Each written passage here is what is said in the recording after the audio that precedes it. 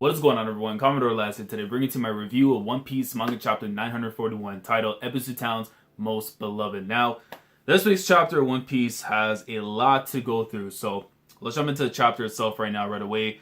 We start off with the color page where we get to see, these Straw Hats getting ready to basically hitch a ride, which I assumed off to Raftel. You see Zoro getting ready to cut down basically whoever is going to come out of that car. We're going to take it. We're going to Raftel. Everyone's looking good here. I'm happy the fact that Robin's, getting a lot more standout treatment in comparison to always just being on the back of every single color page and Nami just having all the screen time and stuff. So I'm happy for that. So we start off with Orochi and Fukurokujo pretty much having their conversation and stuff over in the Flower Capital in his royal room and stuff. We find out some information in regards to Mount Atama has pretty much been lit up in flames by Hold'em, in which we know that Shutamaru is on his way now to Bakura Town to go and handle business with Hold'em. I don't expect Hold'em to be by any means a challenge whatsoever for Shutamaru, since we saw what Luffy did to him, and I assume Shutamaru's not going to be too far off completely. I mean, Luffy now probably is going to be way stronger after a certain point, but I don't think it's going to be that much of a problem for Shutamaru, so that problem's gonna be taken care of eventually at some point. But it's mainly the stuff in regards to the witching our boy, which I want to talk about more of that towards the end of the chapter in terms of where all this is gonna go. But I really love something in this chapter where we got to see like the transitions in terms of the paneling in this one, where Orochi is informed of the witching our boy being captured and stuff, and then when Fukurokujo reveals basically the true identity of this person, we see like the transition of like the sakura petals coming down and stuff, from like his palace from the outside. And he proceeds to say, why is he still alive? And it goes to show that even despite the fact that I made that Tonoyasu video and I said, he's going to be important, he's going to be a Taikomichi, a servant, and an advisor to that of the Daimyo, Kozuki Oden. There's a lot more to him, but we'll discuss in the chapter itself. We get to see afterwards, like he's pretty much like, annoyed at the fact that this man's alive, and then, they're about to broadcast his execution over in the Rasetsu prison district, which I believe it should be outside from the Flower Capital and stuff, because I forget where exactly they stated it was going to be in the area. So they're going to be taking care of that. And, he was all upset and stuff with regards to, Komurasaki's death and everything. But Fukurokujo was actually on point in this chapter, saying like, you were about to choose your pleasure over your duty as the ruler of this country. And to do something stupid like, choose your pleasure over protecting the position that you have right now, you would lose the support of the people. Now, granted, at some point in time, we know the support of the people is going to transition over afterwards to that of the Alliance and stuff, but it's going to show that the cracks are starting to show in the reign of Orochi, that very soon he's about to lose everything he's about to have taken, essentially. I don't know if I can't say he really worked for it, but all the stuff that he had taken afterwards on his own terms, it's like, all that's going to be taken very soon. And we see afterwards, Kyosho comes in after, he's talking about, the funeral for Komurasaki afterwards. It's going to be happening at the same time. So what Orochi wants to do essentially is basically have like, the two of the people that he was connected to be taken care of on the same day. Like they're going to be both put in the ground. They're going to be cremated and stuff from what, was stated in the chapter. And I'm just like, this man really wants to get rid of any form of evidence that could be, a plague on his own reign. So he plans on doing the execution and stuff. And we're seeing that in each place that we go to later in the chapter, kind of getting to see like all the views and stuff of what's going on, is that we're going to be it's basically being broadcasted all over of Wano. And I think this could end up backfiring afterwards for Orochi when we dive more into the chapter itself. But we get to see afterwards from Udon, Queen's afterwards in a conversation with Kaido. Kaido pretty much informs of what happened with Komurasaki. He's all like pissed off and stuff. He's like, there's no way. And he's just telling him, listen, if you don't believe me, go pick up the transponder snail, bro. Go and see the evidence right now what's about to go down. We're going to see, Luffy and Goro afterwards, who are getting ready, to what I assume they're going to get ready to fight. But that's not going to be the case. They're going to be watching what's going to be going down right now at the Rasetsu prison district. But this was important right here, because I know some people are going to be like, oh, Luffy just ate the Oshiroku. It's not going to be nothing. But we do know for a fact that Big Mom is going to be on her way afterwards to Udon. Because she was promised that there's gonna be some Oshiroku and stuff. The very fact that you just confirmed right now that the Oshiroku itself is gone, right there tells you that Big Mom having her rage and just causing a ruckus inside of the Udon prison, which is going to allow for the jailbreak afterwards, not only for Luffy and Hogoro, but all the other Yakuza bosses and stuff. That's all been set up right here with Luffy just doing that. And I think at the same time, we're potentially going to be seeing Tankman as well in a fight with Queen. Because again, I know he's in the fat form and stuff, but you gotta remember the last time we saw Luffy utilize, the fat in his body and stuff during the Cracker fight, it led to us getting Tankman. So I could see him try and use that, and maybe try and maybe use his hockey that he had, the new hockey that he had learned, the Ryu and stuff, form his like hockey waves and stuff, maybe in that form. So just kind of diving into that. Afterwards, we get to see, Shikamaru heads off his way after to go and take care of business with Hold'em. Orochi and Kinemon afterwards are making their way too. So everyone's basically on the move after what's going on. As soon as the transpired snails are broadcasting everything that's going on, everyone's making their moves. Kinemon, is stating the importance and stuff in regards to Asha Doji being, essential to the alliance and stuff. Like, they would need him. Like, any person they can get right now, especially of importance like him, because of, the connections and stuff to Odin, like, you need that person to be with you. Then afterwards, we go over to the Ringo Northern Cemetery, where we get to see Brook pop up over to, the tavern and stuff, or the little palace place that Zoro, Komurasaki, and Toko are at. Yeah. I don't know, man. My guy, listen, when he's asleep, he gets W's. So I don't know. And listen, look, when you're a natural born winner, you just gotta accept it for what it is, man. But we see Zoro afterwards. He's cuddling. He's lying down and he's being cuddled up afterwards by Komurasaki. Toko resting on him as well and stuff. She's tired because she's helping out and stuff with what's going on. But Hiyori doing God's work as she should be. Brook is like all like freaking out, like, well, what in the hell? But Zoro has never once had any form of interaction of that tier with the woman, and it's like, listen, man, Zoro and Hiyori confirmed, like, I'm fine with that. But we also see afterwards, there's like little offerings and stuff, near the well and stuff, I guess for like passerbys and stuff, to kind of give over there for that place and stuff. And then we get afterwards, from Brook, who's pretty much, talking about essentially, what is going on currently at the moment at the Reizetsu prison district and, in Ebisu town, that kind of stuff, in regards to the capturing of the Witching Hour boy, which eventually ends up leading up to the reveal of who the Witching Hour boy is, Tonoyasu. We end up seeing, the reaction afterwards of o-toko, who's pretty much like, yo, that's my father, like, that's my daddy. Obviously, when we look at her face and everything, she has like a laughing, like face that we've known her for so long, but it's like, now that we're starting to see like the worry and stuff, like you even see it in Zoro's face where he's like, yo, Tonoyasu? Like, yo, he's like, that's not good. And we see afterwards Toko, she makes her run. She's like, no, daddy, they're gonna kill you. I can't let that happen.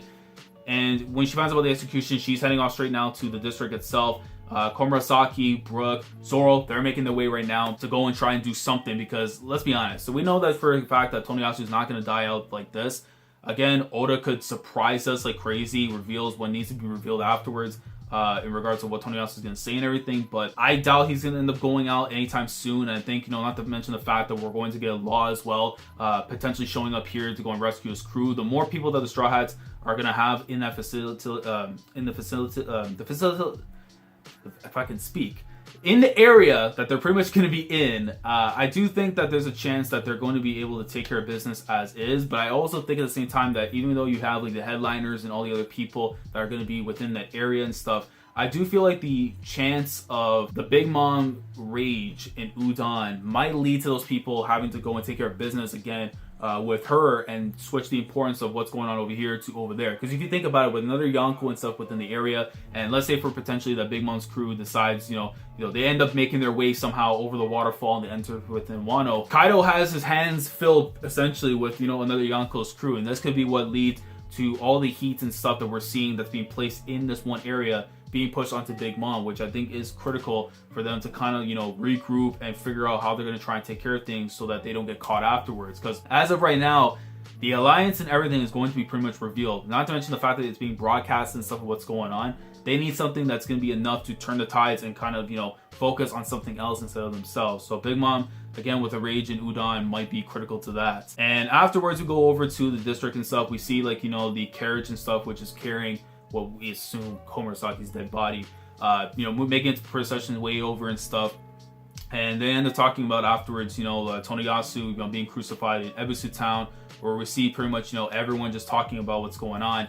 And again, I said this before in regards to Toniyasu's character, is that the reason that Kanjuro and Shinobu had no clue of exactly who he was is because, again, what he looked like 20 years ago looked nothing like what he was back then. But again, more of like a small minor like change, because I know for a while now, ever since like his debut in chapter 929, there have been people who have been saying that there's a chance that Orochi and Tonoyasu might actually be blood related. They might be family. And one of the things I've been seeing is that people say like the cloth and stuff that we see that's around Tonoyasu's like face, covering like his facial structure, it might be because that he have a similar facial structure to Orochi, which I could see it there, but it's like it would be super obvious, right? But I did like the fact that they kind of switched it up here, and that's where I want to go into the more important parts of the chapter. Really was these last 2 pages, is the reveal of Lord Yasu'ie. Now, I don't think that's really the full name for Tonoyasu and stuff, you know, because I feel like that's more of like one part of the name, maybe his actual family name and stuff will get revealed, and maybe again it could be Kurozumi and stuff.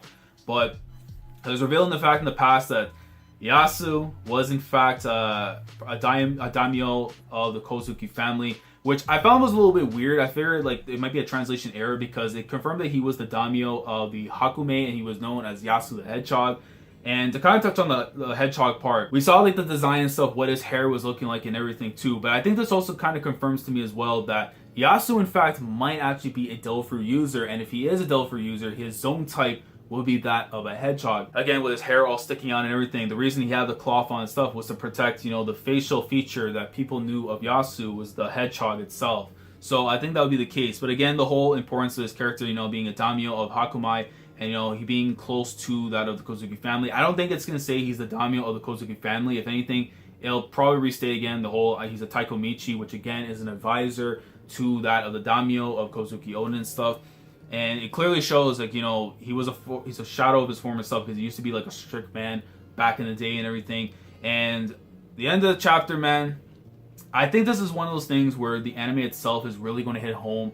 A lot of these scenes in Wano, and in particular, I think this scene right here, most importantly, is going to have a lot of emotional stuff going on for it, because we see the people afterwards of Wano who are pretty much seeing Yasu being crucified. Like, he's literally Jesus on the cross and everything.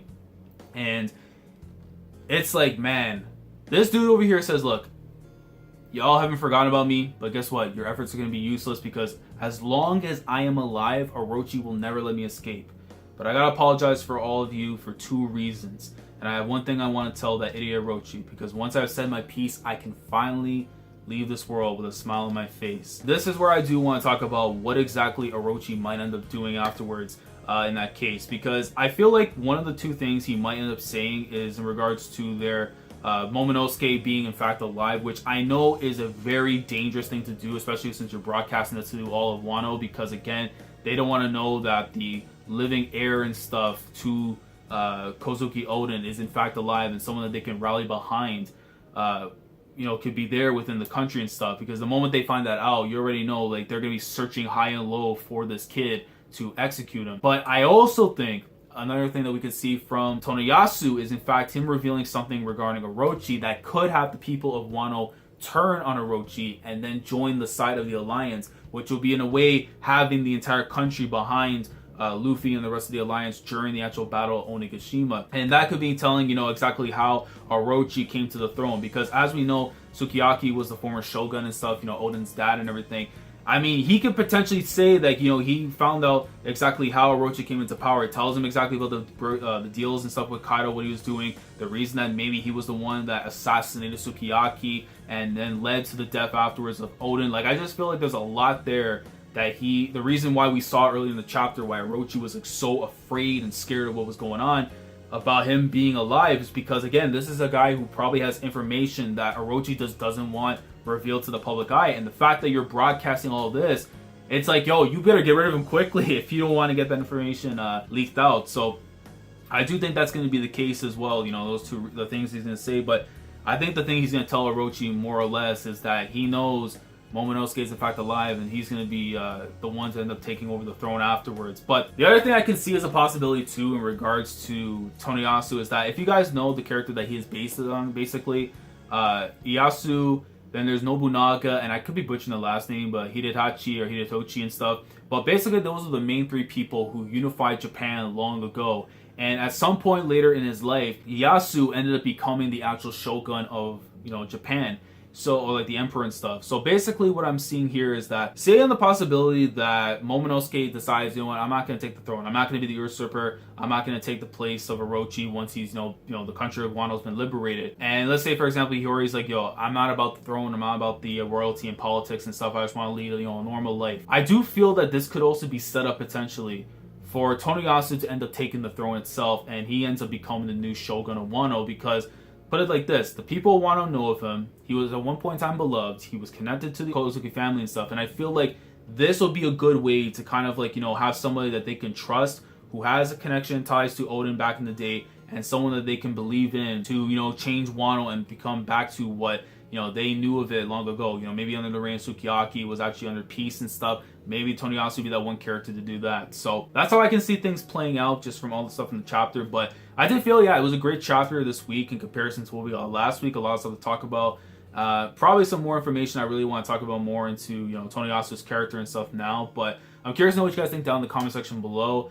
This week's chapter, I'm probably going to go around and say maybe a 7.5, maybe lean towards an 8. Just because, again, I got a little bit of stuff correct, in regards to Tonoyasu. But he's actually a lot more important than what we believed, than what I believed myself. I thought he would be an advisor. This guy could potentially be the next shogun of Wano if things go a certain way. Again, I'm curious to know what you guys think down in the comment section below. Again, more rambling and stuff with this one, so I apologize, but I want to kind of make up for the live reaction missing the last page. But let me know what you guys think down in the comment section below. Like the video if you enjoyed. Subscribe to the channel if you guys are new here. I'm going to see if I can try and get a discussion video out during the Golden Week break. If not, we'll catch you guys for 942 next in 2 weeks' time. And we'll see exactly how things are going to go for Tonoyasu here. I expect a massive battle to go down, of course, with Zoro, Law, everyone pretty much now gathering towards the district itself. The headliners and everything. Big Mom is going to cause a ruckus in Udon. We could be really close to nearing the conclusion of Act 2, so looking forward to seeing how Oda's going to handle things. But I'll catch you guys in 2 weeks' time and possibly for discussion later in the week. So, Commodore Lad signing off. Thank you so much for watching. And as always, take care. Going crazy, yeah, we going crazy.